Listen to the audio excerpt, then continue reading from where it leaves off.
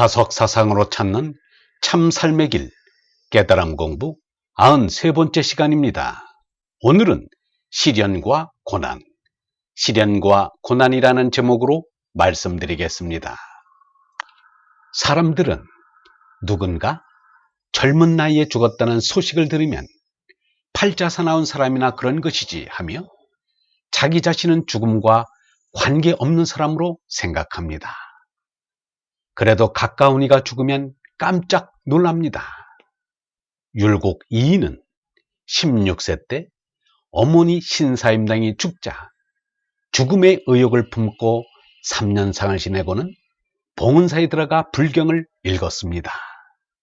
그러고는 금강산에 입산하여 마하연에서 스님들과 사귀며 1년을 보낸 적이 있었습니다. 그가 1년으로 구도의 삶을 끝낸 것이 못내 아쉽습니다. 큰 깨달음을 이룰 수 있는 인물이라 믿어지기 때문입니다.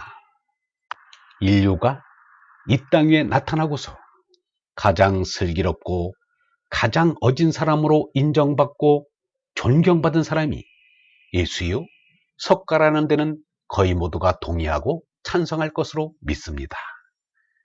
그 두 사람의 일치된 생각이 사람의 삶은 괴롭고 번뇌로 가득한 것이라는 것입니다. 그렇다면 나도 기꺼이 괴로움과 번뇌에 휩싸여 살면 됩니다. 그런데 어리석고 미련스럽게 행복을 찾다니 어이가 없습니다. 고생을 해도 의미있고 보람되게 고생을 하면 됩니다. 초년 고생은 금을 주고서라도 해야 한다고 합니다. 고생을 해야 사람이 된다고 믿기 때문입니다. 초년, 중년, 노년을 가리지 말고 고생해야 사람이 됩니다. 마하트마 간디는 이렇게 말하였습니다. 나에게 시련과 죽음은 행복이나 삶보다도 더 풍부한 정신적인 영양분을 준다.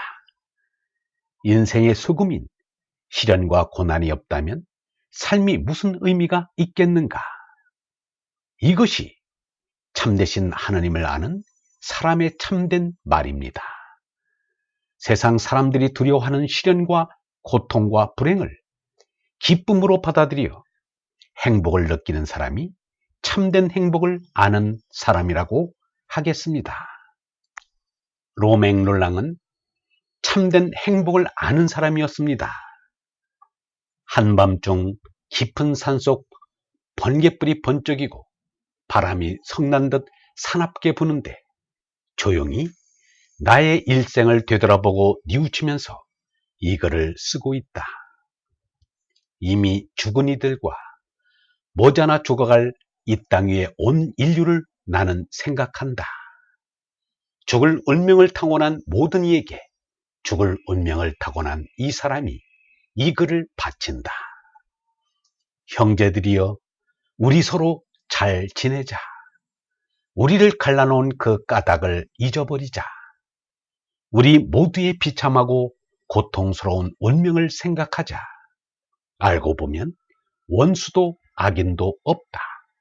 있는 것은 가엾은 사람들 뿐이다.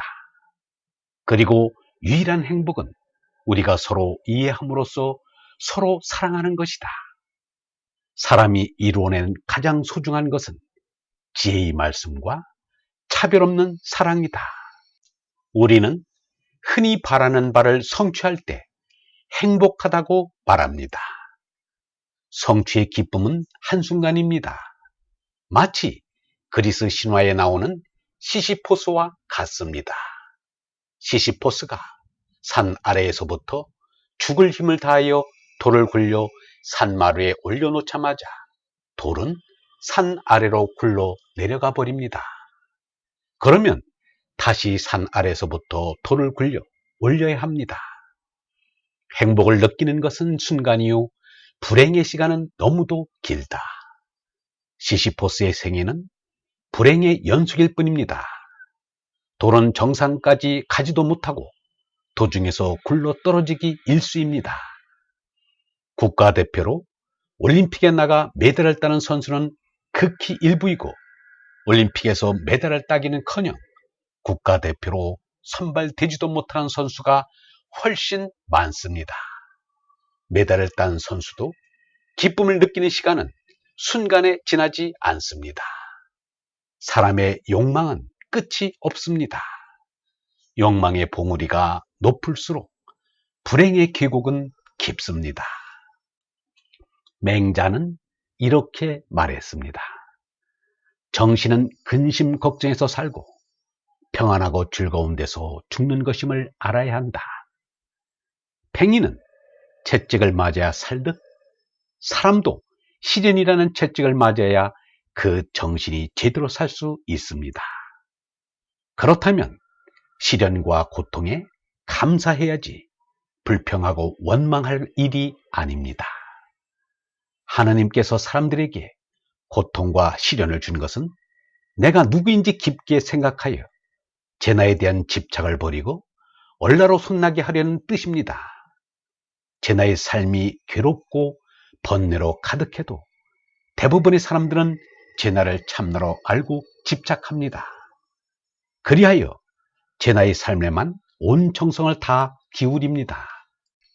예수 석가의 가르침을 쫓는다는 이들조차 참나인 얼라가 있다는 것을 모르는 이들이 뜻밖의 많습니다.